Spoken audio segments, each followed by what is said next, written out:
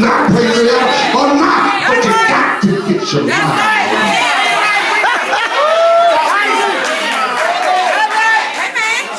How do I know? How do I know that the church mind is discombobulated? You know it because one Sunday they speak. Next Sunday they ain't got nothing to say. One Sunday they strut in like a peacock. The next Sunday they might not show up at all. One Sunday they give it all they got. Next Sunday they can barely get along. It's all because their mind is clouded by their own imagination. Preach, Muldrow. And I really understand why God dealt with Christ in the manner in which he is. Christ had a mind to satisfy God, even if it displeased everybody else. That we'll fall in sin just to keep a friend. Y'all know what I'm talking about. We'll fall in sin just so we can still be buddies or homeboy. But when you got a mind to serve Christ, you don't have a problem with standing alone. You don't have a problem with being alone. You don't care who lie on you, who talk about you, who stab you in the back. It might look like you're alone, but because you're in another realm, you got a host of angels. You got the Spirit of Christ, and you got the glory of God that's covering you. Amen. Here's the sad part. Teach now. Here's the wrestle, and here's the struggle. The wrestle and the struggle with man is he wrestling in his flesh. All right. Yeah. With his spirit. That's right. All right. Warfare. Because the spirit understands who God is. That's right. All right. The spirit understands how powerful God is. Right. But watch this. The purpose of the spirit and what the spirit really is, the spirit really isn't you. Let me get you. All right. If we back up to Genesis, when God blew in man's nostrils, he blew his spirit. God, this. So when God blew, he was blowing himself in your flesh. So the wrestle you think is between you and your spirit, when your wrestle is between you and God. Teach. And so now that you have a spirit that is God and a flesh, now sin comes in, and sin knows that if I can get to your mind, I can control you. I don't care how holy you are, I don't care how righteous you are, how anointed you are. Sin, if it can plant that seed in your mind, then it really can control you. You don't believe it. That's why Paul says, I got another member. Yeah. All right. In my flesh. It's in verse 6 chapter 7. He says, you know, I found out the stuff that I don't want to do. Because my mind ain't right. Is there anybody in here that had intention to do the right thing?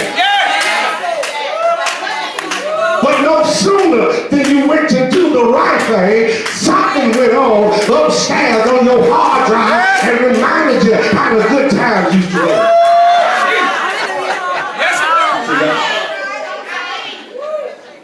I'm going to give up cussing. And something happened. Somebody pushed the right button. And because my mind has not been completely transformed, I end up going back to what I'm conformed to. Because if you touch me the wrong way, if you look at me the wrong way, if you say the wrong thing, and Lord knows don't mess with my children, I'm going to reach back and get what I was conformed to.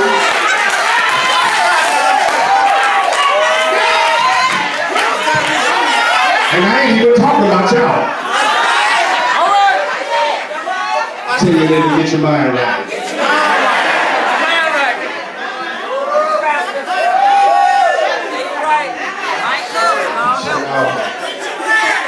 We wrestle in the spirit of our mind.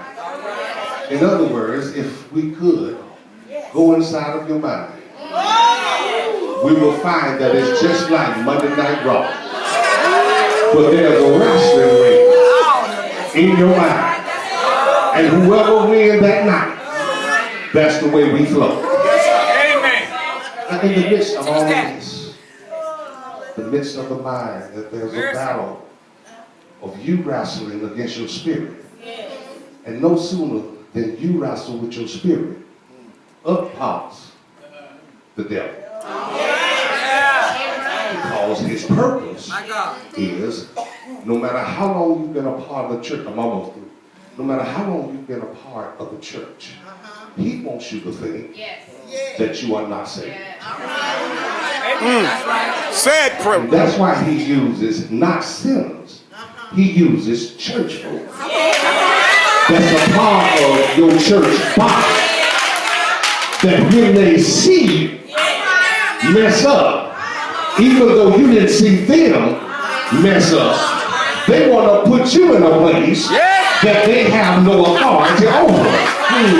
I'm messed up right there, because how can you tell me to go to hell when you don't have the keys to hell? How can you tell me to go to hell when you got one leg on a banana peel and the other one almost in hell? Preach, preacher. And so now I'm already feeling bad about the things that I've done against God and the will of God. And on top of that, I come here as a place of refuge and a place of love. And I end up feeling worse when I leave than I did when I came. Because I got super religious, psycho-spiritual, super spiritual folk trying to tell me that I'm not saved based on what I did. But I got an answer tonight. Because I got a mind that A, accepted Christ, B, believed Christ, and C, confessed Christ. It said that I shall be saved, not based on what I did, but based on what he did. Well, y'all missed that. Because if I could fulfill the law, Christ never would have came. But since we couldn't, Christ came to say now that you don't have to fulfill the law. All you have to do is believe. That's right. Yes, sir. Amen. That's messed up. Because I'm still shackled. But did your confession change? Did your belief change? Is Jesus still the Lord of your life? So y'all keep that on somebody here. Because you can't base your salvation on what you do, which is called sin, if Christ died for all sin. If it was half finished, he would have said it was half finished. But according to what he said, it was finished. Not some of it, but all of it. My past sin, my present sin, and my future sin.